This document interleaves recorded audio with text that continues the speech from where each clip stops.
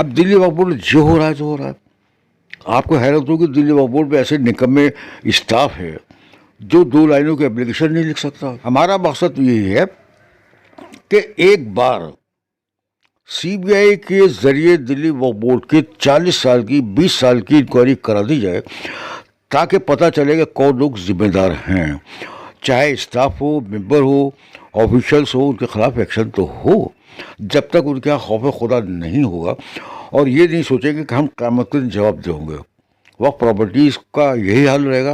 वक्फ properties को लोग खाते रहेंगे, वक्फ प्रॉपर्टीज़ को बेचते रहेंगे। बॉम्बे में जो रिलायंस वालों को जो बिल्डिंग बनी है वो 2800 साल सब जो घर बना वक्फ किसने दी? उस ज़माने के वक्फ कमिश्नर थे, उन्होंने दी।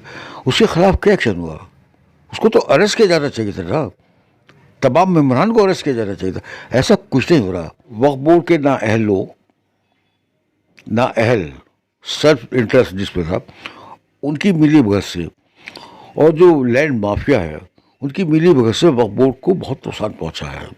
जो ब्यूरोक्रेट्स बैठे हैं, डिविजनल कमिश्नर लोग, उनको दिल्ली वक्फ बोर्ड से कोई दिलचस्पी नहीं है। दिल्ली वक्फ बोर्ड जो है ना, एक तरीके से उनके लिए एक्स्ट्रा बोझ है जो उनको दे दिया गया।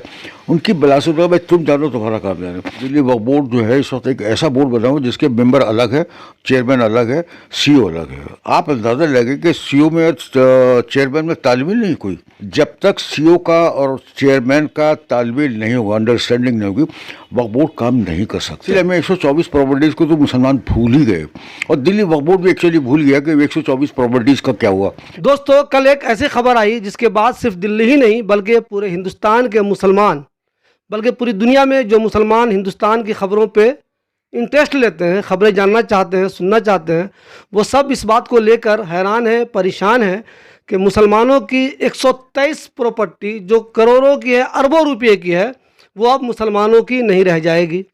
इसके बाद लोग परेशान हैं, समझ में नहीं आ रहे हैं क्या होगा। इसके बाद क्या वो प्रॉपर्टी वापस मिल पाएगी, नहीं मिल पाएगी? दिल्ली वक्फ बोर्ड उस पर काबिज हो पाएगा, नहीं हो पाएगा? इसको लेकर मुसलमान बहुत चिंतित है। वो सोच नहीं पा रहा है आखिर क्या होगा इसका। इस सिलसिले में हमने अजीम अख्तर साहब से बात करने की कोशिश की। अजीम अख्तर साहब दिल्ली वक्फ बोर्ड में सेक्रेटरी रह चुके हैं। इनको वक्फ के ताल्लुक़ से बहुत सारी जानकारियां हैं, तो हम इनसे डिटेल में बात कर रहे हैं ताकि आपको ये समझ में आ सके कि ये जो 123 प्रॉपर्टी का मामला है वो क्या है। मुसलमानों के हाथ से चली गई तो क्या नुकसान होगा? क्या मुसलमानों के हाथ वापस आ सकती है?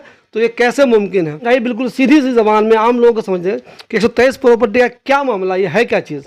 देखिए, इस सिलसिले में बताऊं कि इंदिरा गांधी जी के ज़माने में जब वक्फ प्रॉपर्टीज़ के बारे में कोई मुसलमानों ने एतराज़ात की कि साहब ये सरकार के कब्ज़े में है, ये है, वो है, तो उन्होंने बर्ली कमेटी बनाई कि दिल्ली की वक्फ प्रॉपर्टीज़ के बारे में उनकी रिपोर्ट आए कि क्या पोजीशन क्या है। मिस्टर बर्नी, मुजफ्फर हुसैन बर्नी IAS ऑफिसर थे, सीनियर्स लोगों में से थे, गवर्नर भी रह चुके थे उड़ीसा के। तो उन्होंने भागदौड़ करके पूरी एक रिपोर्ट बनाई। उस रिपोर्ट में 247 प्रॉपर्टीज़ को पॉइंट आउट किया कि ये वक्फ प्रॉपर्टीज़ है, मुसलमानों को वक्फ बोर्ड को दे देनी चाहिए। इंदिरा जी ने 247 प्रॉपर्टीज़ का जब लिस्ट देखी तो उन्होंने ये किया कि एक और कमेटी बनाई, मिनिस्टर्स की कमेटी, और उसके सपोर्ट की कि आप इस पर फैसला कीजिए। मिनिस्टर्स की कमेटी ने उस बड़ी कमेटी को पढ़ के वार्तालाप करके उसमें 123 प्रॉपर्टीज़ को पॉइंट आउट किया कि ये वक्फ बोर्ड को दे देनी चाहिए। लुत्फ की बात यह है कि वो 123 प्रॉपर्टीज़ में से 95% तो ऑलरेडी हमारे कब्ज़े में हैं। आपने हमें क्या दिया? कुछ नहीं दिया। बाकी 124 प्रॉपर्टीज़ कहाँ गई उसके बारे में कुछ नहीं कि साहब ये प्रॉपर्टीज़ इनके रिकॉर्ड अवेलेबल नहीं है, ये गायब हो गई। गायब कोई नहीं है, प्रॉपर्टीज़ तो अपनी जगह मौजूद है, जो रिकॉर्ड में मौजूद है। मगर उस सिलसिले में 124 प्रॉपर्टीज़ को तो मुसलमान भूल ही गए और दिल्ली वक्फ बोर्ड भी एक्चुअली भूल गया कि 124 प्रॉपर्टीज़ का क्या हुआ। अब 123 प्रॉपर्टीज़ पे जब एक्शन शुरू हुआ तो विश्व हिंदू परिषद ने इस पर स्टे ले लिया। ओके, अब स्टे को वकील कराने के लिए 20 साल लग गया। दिल्ली वक्फ बोर्ड खामोश, मुसलमान, दिल्ली के मुसलमान खामोश, किसी को कुछ पता नहीं था। बहरहाल जब वकेट हुआ स्टे ऑर्डर सर 20-25 साल के बाद, विश्व हिंदू परिषद ने फिर स्टे ले लिया। जब हाई कोर्ट में केस गया तो हाई कोर्ट ने तय किया कि साहब आप ये पॉलिसी बेटर है, वक्फ बोर्ड को सरकार को आपस में तय कर लेना चाहिए। मामला आ गया तो वन मैन कमेटी बनाई गई, समझे। और उसमें दिल्ली में 130 प्रॉपर्टीज़ में जो लोग मौजूद हैं उनसे कहा गया कि आप अपने ऑब्जेक्शन वगैरह रेज करें। उन्होंने दिया। इत्तलात के मुताबिक वन मैन कमेटी ने जो रिपोर्ट दी वो फेवरेबल है कि उसने यही कहा कि ये वक्फ प्रॉपर्टीज जो है मुसलमानों की ही हैं। तो सरकार ने या डीडीए ने 2 मैन कमेटी बना दी जिसकी कोई ज़रूरत नहीं थी। अगर 1 मैन कमेटी बनी थी, उसकी रिपोर्ट आई थी, तो आपने उसे पब्लिसाइज क्यों नहीं किया? अगर आपने उसको रद्द किया तो किस आधार पर रद्द किया, किस आधार पर रद्द किया, इस पर खामोशी। ये 2 मैन कमेटी ने अपना काम शुरू किया। बहरहाल अब वो काम शुरू हुआ तो उन्होंने स्टेक होल्डर जितने थे उन सबको कि आप अपने अपने ऑब्जेक्शन रेज कीजिए। तो दिल्ली वक्फ बोर्ड का सबसे बड़ा काम ये था कि 2 मैन कमेटी ही को रिजेक्ट करते हैं, रिट पिटीशन दायर करते हैं कि साहब इसके खिलाफ स्टे ऑर्डर दिया जाए, कि 2 मैन कमेटी का कोई यानी एग्जिस्टेंस की कोई सवाल ही नहीं पैदा होता। जब 1 मैन कमेटी की रिपोर्ट आ गई है तो उस कमेटी के हिसाब से, उस रिपोर्ट के हिसाब से हाई कोर्ट में जाया जाए कि साहब ये 1 मैन कमेटी की रिपोर्ट है, इसके हिसाब से। दिल्ली वक्फ बोर्ड इस सिलसिले में खामोश है। आपने खत लिखा, खत लिखने से कुछ नहीं होता। सरकारी दफ्तरों में अदालत का जब हुक्म होता है ना उसकी वैल्यू होती है। नहीं, तो इस मामले में क्या हम ये समझें कि दिल्ली वक्फ बोर्ड या उसके चेयरमैन जो अमातुल्लाह खान हैं उनसे कुछ गफलत हो गई या उन्होंने जानबूझ के ऐसा कुछ कर दिया, इनके गफलत की वजह से ऐसा हो रहा है? अगर ये रिजेक्ट कर देते शुरू में ही उसको तो ऐसे मामले नहीं आते। देखिए ऐसा है, हम किसी की नीयत के ऊपर शक नहीं कर सकते, हमें शक करने का वो हक नहीं हासिल नहीं है। दिल्ली वक्फ बोर्ड का मामला ये है कि दिल्ली वक्फ बोर्ड जो है इस वक्त एक ऐसा बोर्ड बना हुआ जिसके मेंबर अलग है, चेयरमैन अलग है, सीईओ अलग है। आप अंदाज़ा लगे कि सीईओ में चेयरमैन में तालमेल नहीं कोई। मैं हैरान होता हूँ जब अखबारों में खबरें आती हैं, दिल्ली वक्फ बोर्ड के हवाले से जो खबर आती है सेक्शन ऑफिसर के हवाले से आती है, जिसको कोई हक नहीं है। Section officer, CEO is the only person who can represent Delhi Waqf board. तो CEO के या सेक्रेटरी के हवाले से कोई खबर नहीं आती, सेक्शन ऑफिसर के हवाले से खबर आती है। क्या मजाक बना रखा है।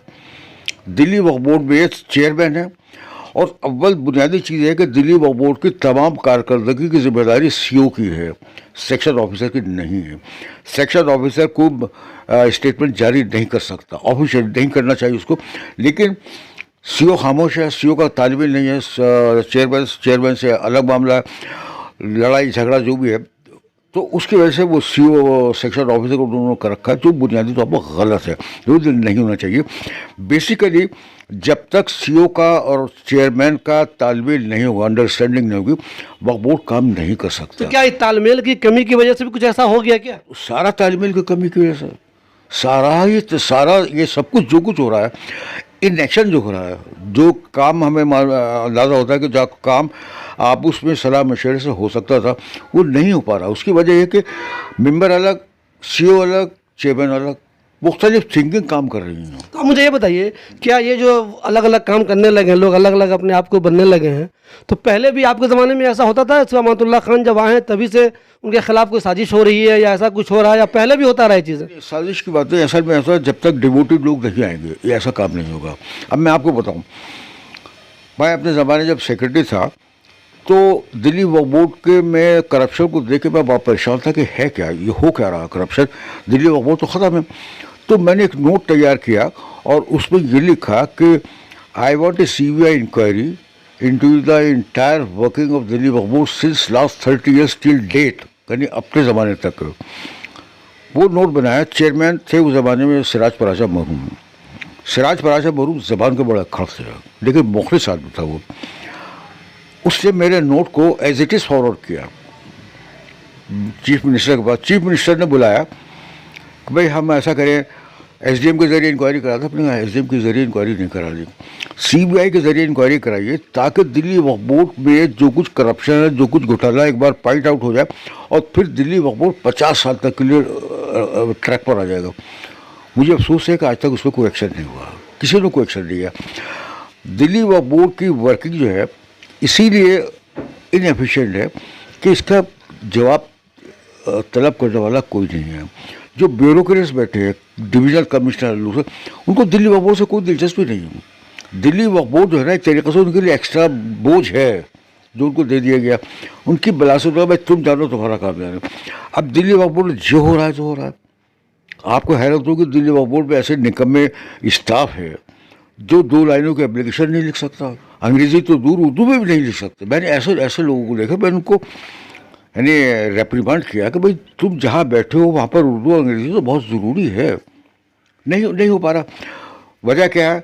सब वक्फ बोर्ड में एम्प्लॉइज़ अपनी भर्ती मर्जी के भर्ती की है, भाई मेरा भतीजा है, मेरा भांजा है। इस तरीके से जब तक अच्छा स्टाफ नहीं होगा, अच्छे ऑफिसर्स नहीं होंगे, उस हद तक वक्फ बोर्ड एक प्रॉपर गवर्नमेंट इंस्टीट्यूशन के तौर पर काम नहीं कर सकेगा। तो मुझे ये बताइए, ये जो 123 प्रॉपर्टी की बात हो रही है, तो क्या ये दिल्ली वक्फ बोर्ड के पास दोबारा आ सकती है, चांसेस हैं या नहीं है?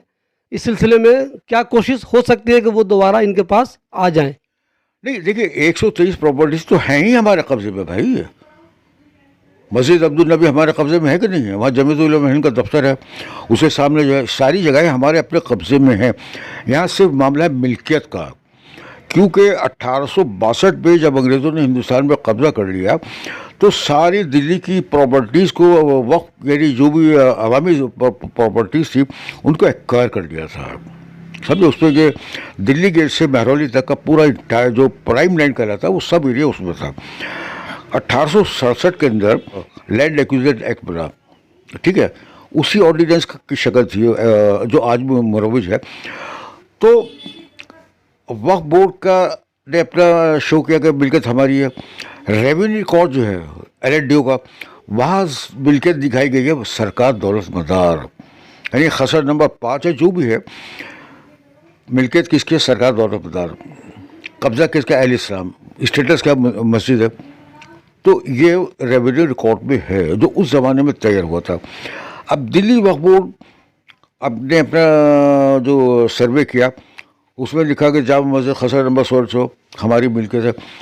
तो अब यही देखिए, यहाँ सरकार का जो रेवेन्यू रिकॉर्ड है वो कुछ और है, आपका रिकॉर्ड कुछ और कह रहा है। दोनों में इख्तलाफ है कि नहीं है?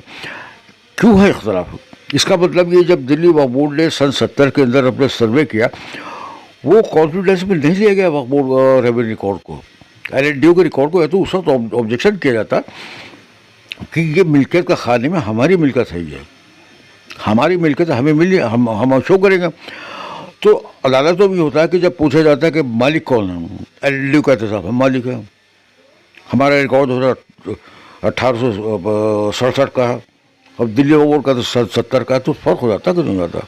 नहीं, जैसे मिसाल के तौर पर आम मुसलमानों को अगर समझना हो, मान लिया जामा मस्जिद है, उस पर नमाज तो मुसलमान पढ़ रहा है, मुसलमान ही के कब्ज़े में है वो, लेकिन मिल्कियत गवर्नमेंट के पास है। तो गवर्नमेंट अगर ये कह दे कल कि नमाज आप लोग पढ़ते रहिए, मुझे कोई दिक्कत नहीं है, जो बाहर का एरिया है उसको हम खेल का मैदान बनाएंगे या हम कुछ और बनाएंगे, तो ये कह सकती है ना गवर्नमेंट? ये खतरा है उस पर। दे कैन डू इट भाई। जब वक्त प्रॉपर्टी है जो भी है, उसका मेजरमेंट अगर 100 गज है, 200 गज है, वो सारा वक्फ है ना, वो हमारे कब्ज़े में होना चाहिए। अब अगर हम जामा मस्जिद के तरफ की जो जगह है वो यकीनन वक्फ, अब सरकारी के साथ हम यहाँ पर पार्क बनाना चाहते हैं या कोई हॉल बनाना चाहते हैं, तो हमारा जो हिस्सा वो ज़ाया हो रहा है ना, हम वहाँ अपने हिसाब से कुछ कर सकते हैं ना। एक मुसीबत ये भी रही है कि मुसलमानों ने वक्फ प्रॉपर्टीज़ का प्रॉपर यूटिलाइजेशन नहीं किया। ये इसी से मेरा सवाल है, अजीम साहब, मान लीजिए कोई मस्जिद है, वो है तो वक्फ की, इंडिविजुअल किसी ने कब्जा किया हुआ उस पर, कोई और भी कब्रिस्तान है, वहाँ कुछ लोगों का अपना वो वो अपनी कार रखते हैं, अपना घर बना लिया, धीरे धीरे आम मुसलमान बेचारों का बहुत फ़ायदा उससे नहीं हो रहा है। कुछ ख़ास लोग जो हैं प्रॉपर्टी पे कब्जा कर रखा है उन लोगों ने, तो ऐसे में तो कभी कभी ये लगता है मुसलमानों को, इससे अच्छा है कि वो सरकार ले ले, सरकार उसको अच्छे से यूटिलाइज़ करे, हमें भी दे, उससे नौकरी भी मिले, किसी को काम भी मिल जाए। कम से कम एक आदमी का जो कब्जा किया हुआ है वो वक्फ की प्रॉपर्टी, कब्जा किसी एक साहब ने किया हुआ है, तो इससे बेहतर है सरकार ले ले उसको। वो आप सही कह रहे हैं कि हुआ यही है कि वक्फ जैसे कब्रिस्तान है, समझे? अब कब्रिस्तान वो डेड है, वहाँ पर 50 साल से 100 साल से कोई कब्र नहीं बनी। अभी ने मुझसे कहा अभी कुछ देर पहले कि मान लीजिए ये 100 बीघे का कब्रिस्तान था कोई, बाद में धीरे धीरे मालूम चला वो 40 बीघे का हो गया, तो साइड में तो मुसलमानों ने कब्जा किया ना उसमें। देखिए उसमें मुसलमानों ने वो कब्जा किया, ऐसा मुसलमानों के साथ साथ सबने किया, जिसका जो मूड आया। देखिए नए वक्फ एक्ट के तहत सारी वक्फ प्रॉपर्टीज़ का सर्वे होना चाहिए, मालूम हो कि कौन सी वक्फ प्रॉपर्टी का मेजरमेंट क्या है। आज अब तक दिल्ली में उस नए एक्ट के तहत सर्वे नहीं हुआ, मुकम्मल नहीं हुआ, ना वो शाया हुआ। जो सर्वे है हमारे पास सन 70 का है। सन 70 के अंदर अगर एक ज़मीन की जगह उन्होंने मेजरमेंट किया 500 गज, आज वो 300 गज रहेगा तो 200 गज कहाँ गया भाई? यानी हमें ठीक से ये भी नहीं पता मेरी प्रॉपर्टी कितनी है। यही हमें यही नहीं मालूम कि हमारे जो कब्जे में ज़मीन है या जो हमारे पास है उसका एक्चुअल मेजरमेंट क्या है आज की तारीख में। सन 70 में तो 100 गज हो सकता है, 200 गज, लेकिन what is the actual measurement today अभी तक नहीं हुआ। इसकी जिम्मेदारी किसकी है? इसकी जिम्मेदारी सरकार की है। सरकार ने वक्फ कमीशन मुतय्यन किया, अजीमुल हक साहब से हमारे साथी में थे, इतने दिल बर्दाश्त हुआ, वो कहने लगे भाई क्या मुसीबत है मेरी, तो उसे कोई दिलचस्पी नहीं ली। बहरहाल आधा अधूरा काम हुआ और आज तक उसको कंप्लीट नहीं किया गया। आप ये वक्फ बोर्ड की जिम्मेदारी थी कि वक्फ बोर्ड सरकार से कहता कि भाई ये सर्वे मुकम्मल करा के शायद तो किया जाए, ताकि हम क्लेम तो करें कि हमारा हक, हमारी ज़मीन कितनी गज है, कितने बीघे है। अब तो हम सन 70 के उसके हिसाब से काम कर रहे हैं। सन 70 में इसके 500 गज से, 1000 गज से, आज वो 400 गुजरेगी, तो 600 गज पे हम कैसे क्लेम कर सकते हैं?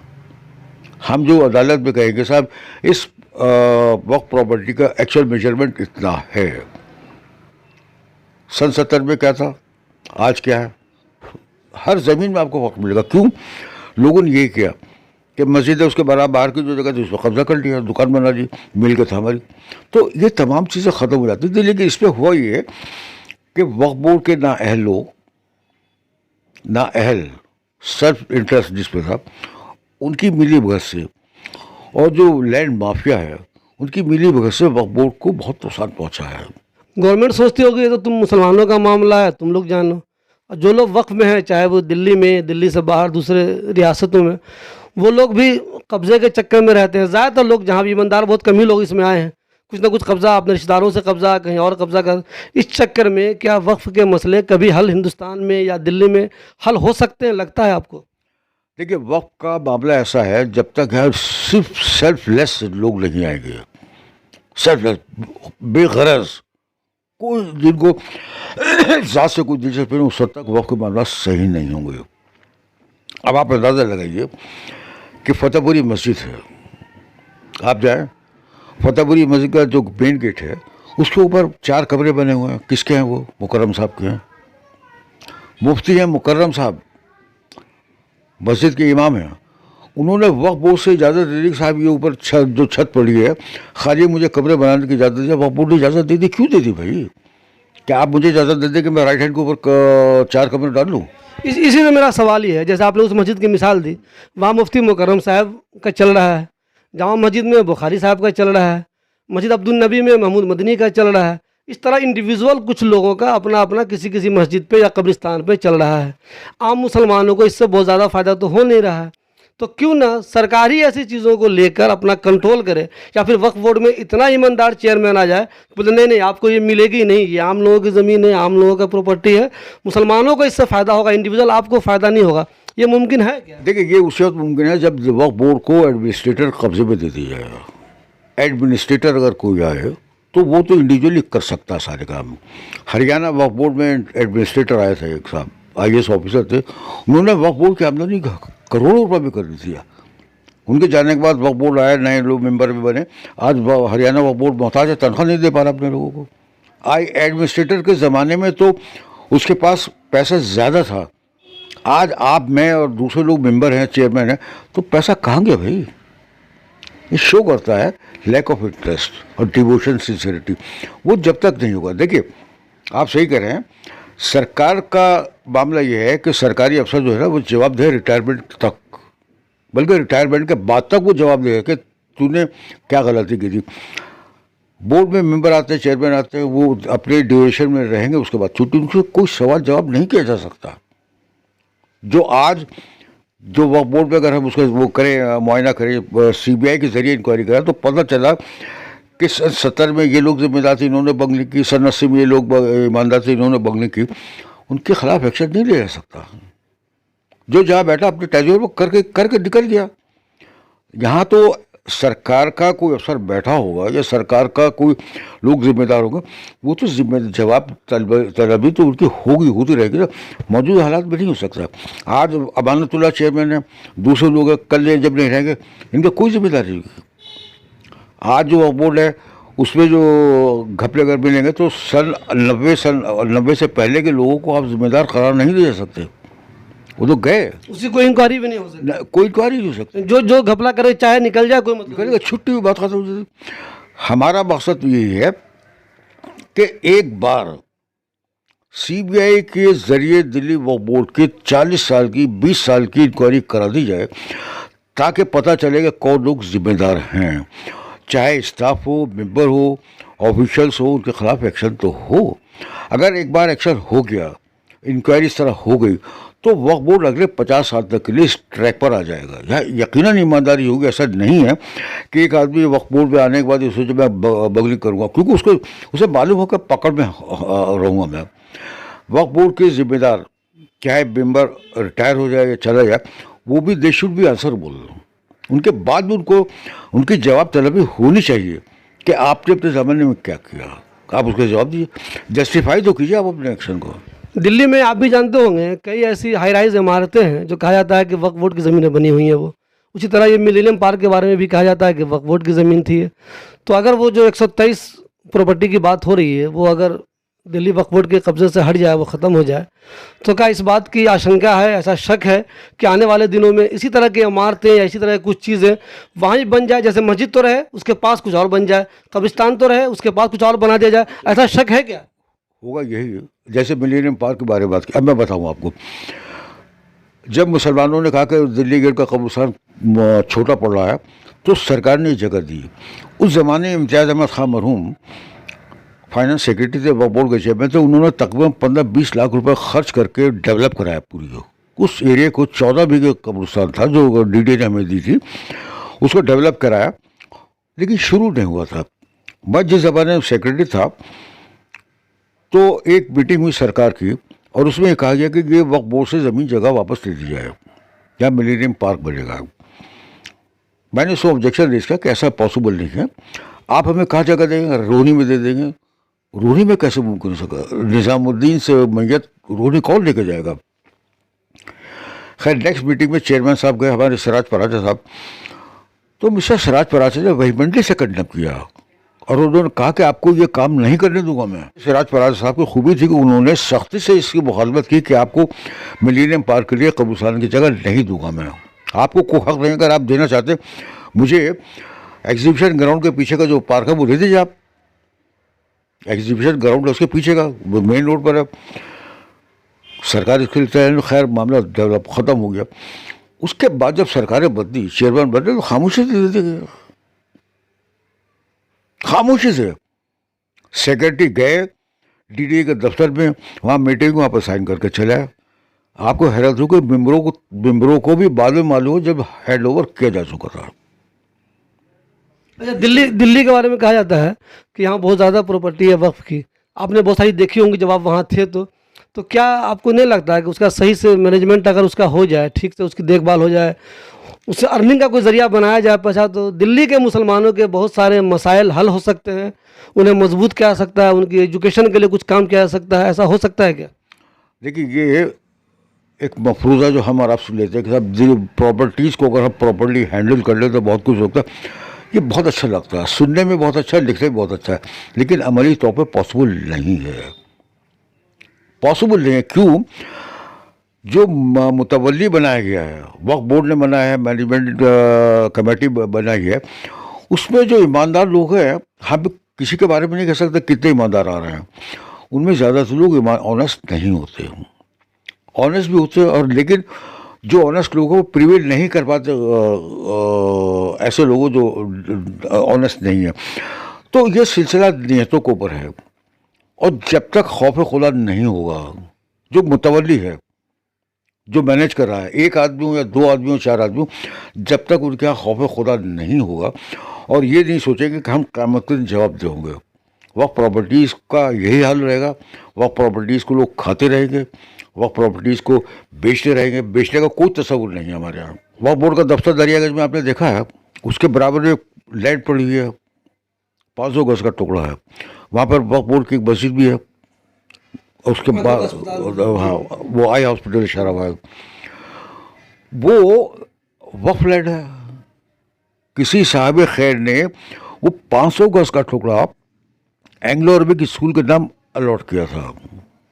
उस जमाने सन 36 की बात कर रहा हूँ, 1936 में वो जगह वक्फ बोर्ड को दिल्ली एंग्लो अरबिक स्कूल के नाम वक्फ की गई थी। इसका मतलब कि उस ज़मीन से जो कुछ आमदनी अरबिक स्कूल पर खर्च की जाए, वो सन 54 में खामोशी से बेच दिया गया शराफ आई हॉस्पिटल को, जबकि दुनिया जानती है कि वक्फ लैंड बेची नहीं जा सकती। किसने बेचा? और आपको हैरत होगी कि उस जगह का रिकॉर्ड मौजूद नहीं है वक्फ बोर्ड के अंदर। आप जब रहे वक्फ बोर्ड में, आपने बहुत सारी प्रॉपर्टियों को देखा, आप अपने तजुर्बे से क्या बताएंगे जो यहाँ दिल्ली में वक्फ की प्रॉपर्टी है?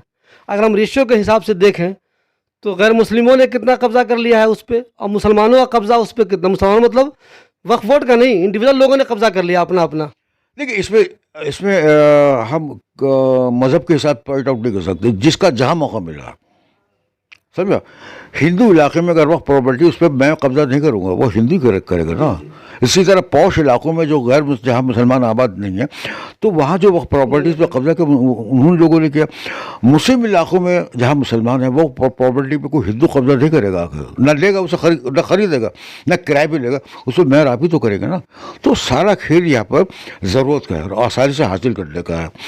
वक्त प्रॉपर्टी कैसे है जो जिसको कहते हैं ना कि बहुत आसानी से सैकड़ों की चीज़ 10 रुपये में मिल जाती है, ये प्रॉब्लम है सारा। जब तक डिवोटेड सिंसियर लोग नहीं आएंगे, खौफ खुदा रखने वाले नहीं आएंगे, वक्त बोर्ड की का मैनेजमेंट पॉसिबल ही नहीं है। आपने खौफ खुदा की बात की, जब मुसलमान मस्जिदों पे कब्जे, बहुत कई मिसालें ऐसी है कि मस्जिद के आसपास की ज़मीन लोगों ने कब्जे कर ली, मस्जिद में कमरा कब्जा कर लिया। ऐसे में भला खौफ खुदा जब है ही नहीं लोगों में, तो क्या ये हम लोग भूल जाए कि जो वक्फ का मामला है वो हिंदुस्तान में कभी ठीक नहीं हो सकता है, चूँकि हमारे अपने लोगों के अंदर ही अल्लाह का डर नहीं है। आप सही कह रहे हैं। मेरा जो अपना एक्सपीरियंस है वो बड़ा मायूस कुन है। मैं इसी नतीजे पहुँचा हूँ कि दिल्ली वक्फ बोर्ड क्या, हिंदुस्तान के किसी भी वक्फ बोर्ड, किसी भी स्टेट के वक्फ बोर्ड का आलम यही रहेगा, जिसको कहते हैं कि गोरी का जोबन है जो चुटियों बट रहा है, जो जिसका हाथ लग रहा खा रहा है, बेच के भाग रहा है। अब आपको हैरत होगी कि बॉम्बे में जो रिलायंस वालों को जो बिल्डिंग बनी है, वो 2800 मिसाल सब जो घर बना वक्फ के, किससे दी? उस ज़माने के वक्फ के कमिश्नर थे, उन्होंने दी। उसके खिलाफ क्या एक्शन हुआ? उसको तो अरेस्ट किया जाना चाहिए था ना, तमाम मेम्बरान को अरेस्ट किया जाना चाहिए था। ऐसा कुछ नहीं हो रहा। बुनियादी चीज़ ये है कि जब तक के वक्फ को मैनेज करने के लिए सिंसियर लोग नहीं होंगे, समझा, उस वक्त तक वक्त मैनेज नहीं होगा। और सिंसियर लोग होने के लिए ज़रूरी है कि खौफ खुदा हो। ऐसा मैं वही बता रहा हूँ ना, मस्जिदों में कब्जा करने वाले कोई रतन प्रसाद थोड़ी होता है, मेहर आप ही तो होता है, हमारे आपके भाई बंधु होते हैं। मस्जिद में मैंने देखा है, वीरान मस्जिद कब्जा किया, सफाई के अच्छा पे बहुत अच्छा काम करा। उसके बाद मौलाना ने एक कमरा अपने लिए बना लिया, बच्चे बीवी बच्चे ला कर रख लिए। भाई उसने तो अपनी रिहाइश अख्तियार की। इसी तरह हुआ ये है कि हमारे यहाँ जो मसाजिद हैं, जो वहाँ पर सब मदरसा कायम कर लिया। मदरसा तो सेल्फ एम्प्लॉयमेंट है। मौलाना ने मदरसा इसलिए कायम नहीं किया कि इस्लाम की तबलीग हो। कोई मदरसे से फारूक तहसील होकर आया, उससे मुलाजमत चाहिए, उससे एक मस्जिद टूटी फूटी वीरान नज़र आई, उससे ऐसे आबाद कि हम मुसलमान खुश हो गए, वो मस्जिद आबाद। उसके पसे पुज जो है, उसका मेन ऑब्जेक्ट ये है कि यहाँ मदरसा खोलूँगा, बच्चे लाऊंगा। बच्चे कहाँ से लाता है? लोकल बच्चे नहीं होते, सब बाहर से लाए जाते हैं। अब मदरसा खुल गया, चद्दा हो रहा है, उसके बाद अपना कमरा हो। तो ये सेल्फ एम्प्लॉयमेंट के हिसाब से भी तो मुसलमानों ने कब्जा किया, मसाजिद आबाद किए ना। सर ये बताएं, जो छोटे मोटे बेचारे मौलाना दूर दराज के कहीं किसी इलाके में, जो आपने कहा कि मदरसे उन्होंने बना लिए, अपने फ़ायदे के लिए बना लिए। मैं मस्जिद अब्दुल नबी की बात कर रहा हूँ। मस्जिद अब्दुल नबी में सब जानते हैं कितनी मशहूर मस्जिद है, जमीयत उलमा हिंद का उसमें ऑफिस भी है। अशरफ मदनी साहब के लोगों को, महमूद मदनी साहब के लोगों ने रात के अंधेरे में मार पीट करके भगा दिया, उनके मेहमानों को निकाल दिया।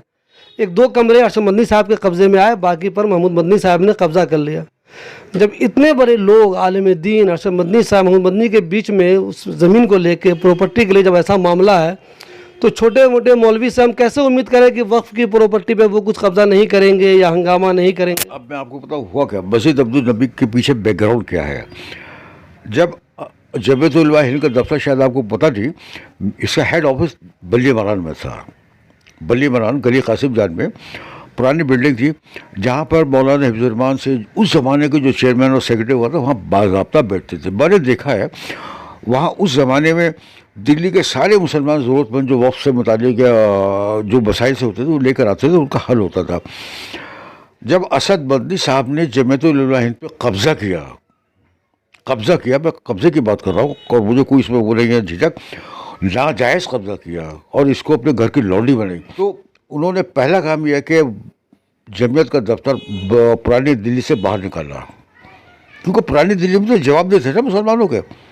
हम मुसलमान तो आपसे पूछता कि भाई आप क्या करें, तो उन्होंने मस्जिद अब्दुल नबी उस ज़माने में वीरान पड़ी थी, पॉलिटिशियन थे वो बेसिकली, तो उन्होंने भाग दौड़ करके समझे इसको जमीयत उलमा हिंद के नाम वागुजार कराई।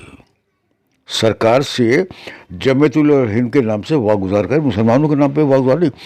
तो ऑन पेपर्स जो है मस्जिद अब्दुल नबी जब वागुजार की गई तो जमीयत उलमा हिंद के नाम पे वागुजार। चलिए ठीक है, अब आपने चूँकि आप जमीयत उलमा हिंद पे काबिज हैं, आपके ख़ानदान की जागीर बन गई है।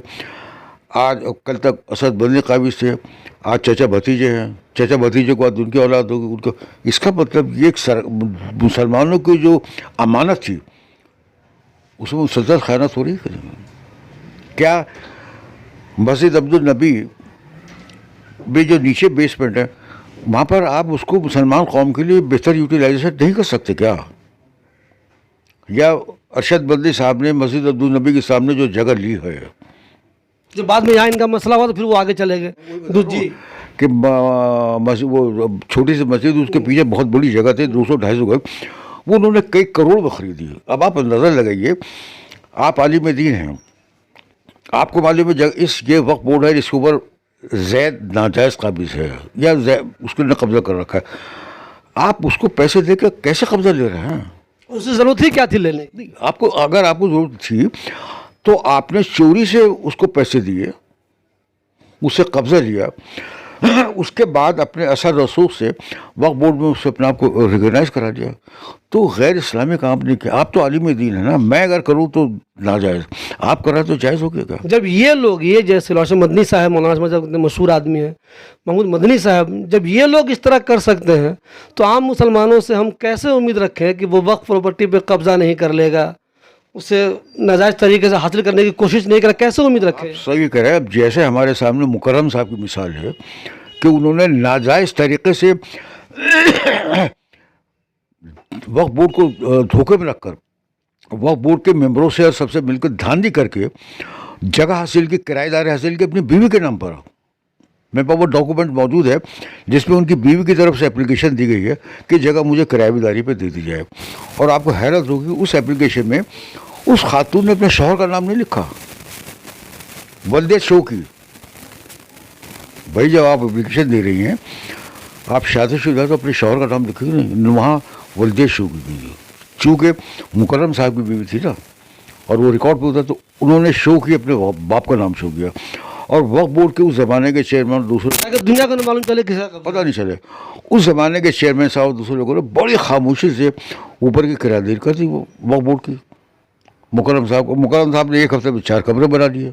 इसलिए ये किसने किया? एक मुफ्ती ने किया ना, एक आलिम दीन ने किया। अरशद मदनी साहब ने जगह ले ली, 5 करोड़ 4 करोड़ जो भी दिया वो अल्लाह जाने कितना दिया। आपको मालूम नहीं था कि इसका पोजीशन क्या है, या मुफ्ती महमूद मदनी साहब को मालूम नहीं जिस जगह बैठे वो मस्जिद है, और मस्जिद जमीयत उलमा हिंद के नाम मिल्कियत में नहीं है, और अगर जमीयत के नाम है तो आपका ताल्लुक़ तो आप तो कौम के खादिम है ना। क्या जमीयत उलमा हिंद को आप अपने घर की प्रॉपर्टी समझ रहे हैं? आज आप चेयरमैन है, कल आपका बेटा होगा, परसों उसका बेटा होगा, यानी एक मदनी ख़ानदान की जागीर बन गई क्या? अच्छा, आपको क्या लगता है कि अहमदुल्ला खान साहब या दूसरे जो भी चेयरमैन जहाँ हैं वो इस तरह के मौलाना पे या इस तरह के लोगों पे इसलिए भी कुछ नहीं कर पाते कि उसमें एक वोट का मसला भी रहता है, लोग नाराज़ हो जाएंगे। वो कोशिश करते हैं, या पहली बात तो ये कि वो खुद पता नहीं कितने ईमानदार हैं, करना चाहते हैं कि नहीं चाहते हैं। और अगर करना चाहते भी हैं तो उनको ये डर लगा रहता है, अरे इनको अगर वो करूँगा, डिस्टर्ब करूँगा तो मुसलमानों में मैसेज जाएगा कि मस्जिद पे वो कर रहे हैं, मौलवी पे, उलमा पे वो कर रहे हैं। इस डर से भी नहीं करते हैं क्या ये लोग कुछ? ये बड़ा पॉलिटिकल प्रेशर पड़ता है। अच्छा, हमारे यहाँ मसला ये है कि मुसलमानों पे उलमाए कराम की बड़ी सख्त पकड़ है।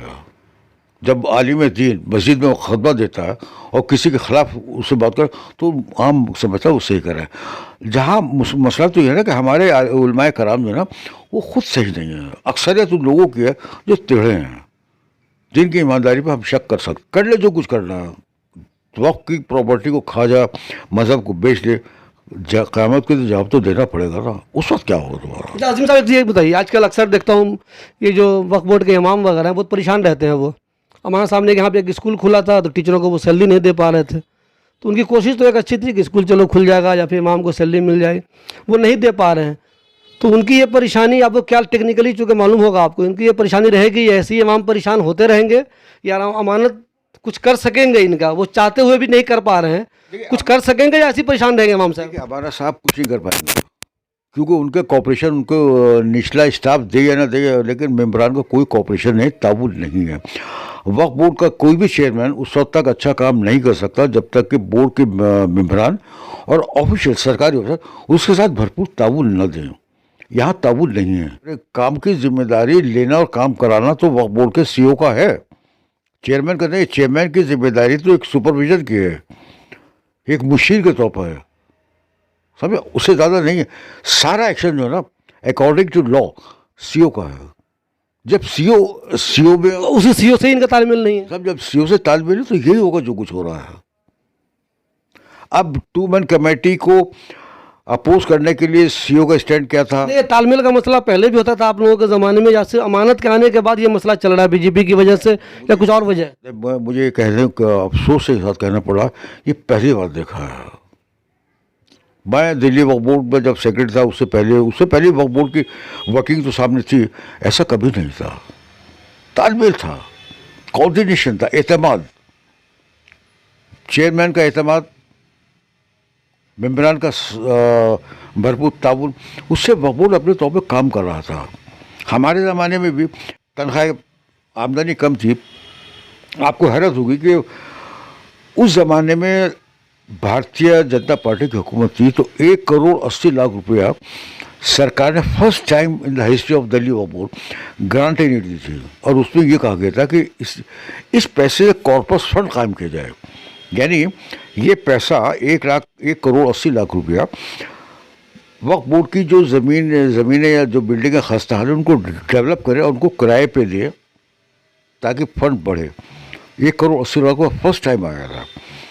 वो 1,80,00,000 रुपया कैसे खर्च हुआ खुदा जाने, अल्लाह जाने कैसे, हमें जाने। वक्फ बोर्ड के फंड का भी गलत इस्तेमाल हुआ, 5 लाख उसको दे दिए, लीचिंग में फला, इस तरह नहीं। दिल्ली वक्फ बोर्ड की आमदनी दिल्ली ही में खर्च होनी चाहिए, ना कि बाहर के इलाकों में।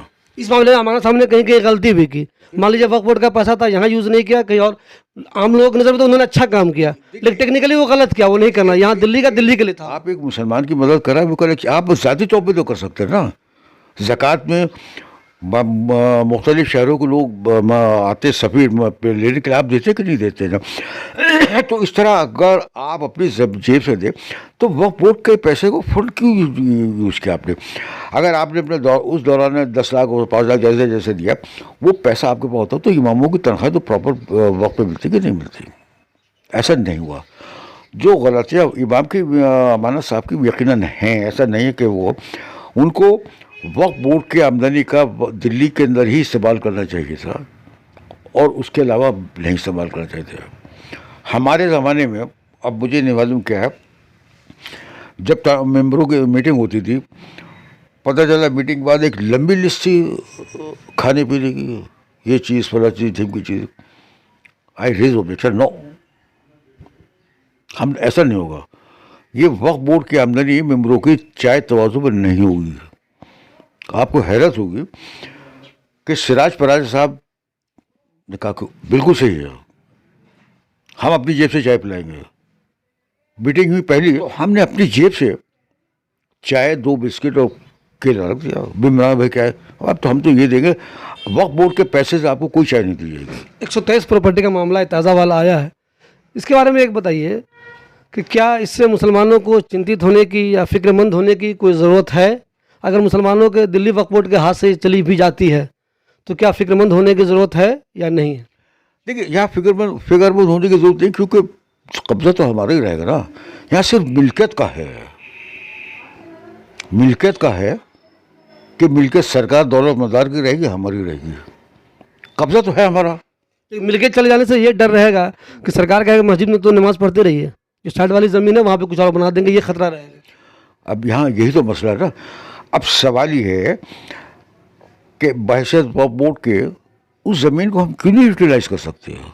मस्जिद के पास ठीक है, मिलकर सरकार दौलत मदार की है, मस्जिद के बाहर जो 50 गज का टुकड़ा पड़ा है उसको हम प्रॉपर यूटिलाइज क्यों नहीं कर लेते? हम उसको कौम के लिए यूटिलाइज करेंगे तो कौमी को तो फ़ायदा होगा। आप उसमें दुकानें बना सकते हैं, आप दुनिया भर के 10 धंधे कर सकते हैं, आप करें तो सही।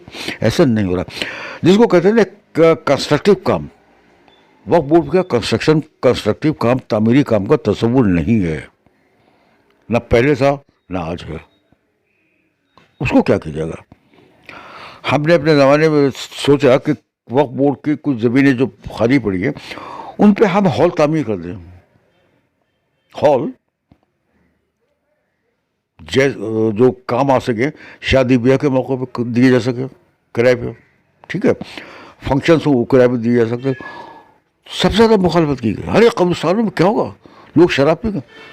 अरे भाई, ऑलरेडी अब जो हमारे कब्रिस्तान थे गैरों लोगों ने कब्जा करके मकानात शराब की बोतलें मिलती हैं, हाँ, सब कुछ मिलती है। अगर हम फ़र्ज़ कीजिए एक जगह पड़ी है 100 गज का 200 गज का टुकड़ा, उसको डेवलप करके एक ऑडिटोरियम की शक्ल में ले आए, जो एक मुस्तकिल आमदनी का जरिया बन सकता है, उसमें क्या बुज़ायक़ा है? ये थे हमारे साथ अजीम अख्तर साहब, जिन्होंने बहुत तफसील से दिल्ली वक्फ बोर्ड के ताल्लुक से बात की।